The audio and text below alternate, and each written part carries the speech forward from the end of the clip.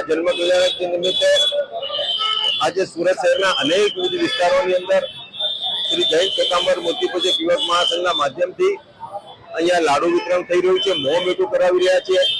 સુરત શહેરમાં છેલ્લા 18 વર્ષથી આ પ્રકારના આયોજનો યુવક મહાસંઘના માધ્યમથી થઈ રહ્યા છે।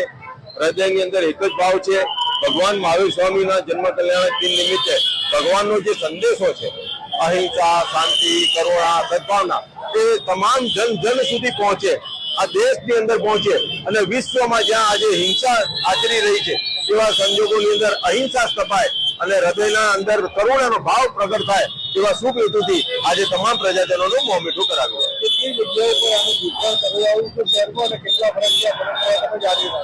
છેલ્લા 18 વર્ષથી આ પરંપરા અમારી ચાલુ છે અને અત્યારે સુરત શહેરમાં 3 જગ્યા પર આ વિતરણ થઈ રહ્યા છે। સ્ટાર બજાર બ્રિજ નીચે પાલમાં, Sargam shopping centre Parle point અને રેલવે સ્ટેશન પર આ પ્રકારના આયોજનો અત્યારે હાથ ધરાય છે। આ વખતે કેટલા કિલોનો પ્રસાદનું આયોજન કરવામાં આવ્યું છે, કેટલા દિવસની કામગીરી ચાલુ કરવામાં?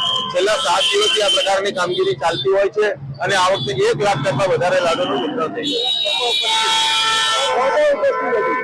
આ શહેરના અનેકવિધ રાજકીય મહાનુભાવો, પોલીસ અધિકારીઓ અને આ ક્ષેત્રની અંદર સંકળાયેલા તમામ વ્યક્તિઓ અને જૈન સમાજના શ્રેષ્ઠીઓ પણ આજે ઉપસ્થિત રહીને આ લાડુ વિતરણના આયોજનમાં જોડાયા છે। અને આજે મને ખરેખર આનંદ થઈ રહ્યો છે કારણ કે મારા જીવ પ્રભુનો જન્મ થઈ રહ્યો છે।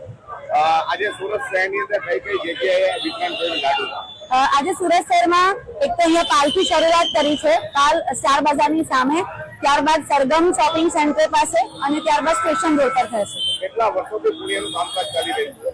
ઘણા બધા વર્ષોથી, મને વર્ષ તો યાદ નથી, પણ શ્વેતાંબર મૂર્તિ પૂજક યુવક મહાસંઘનું આ એક ખૂબ જ સરસ કાર્ય છે કે જે દર વર્ષે વીર પ્રભુના જન્મ કલ્યાણની ઉજવણી લાડુના વિતરણ દ્વારા કરવામાં આવે છે। લાડુનું વિતરણ લગભગ 1 લાખ લાડુનું વિતરણ યુવક મહાસંઘ દ્વારા કરવામાં આવી રહ્યું છે। કેવું લાગી રહ્યું છે?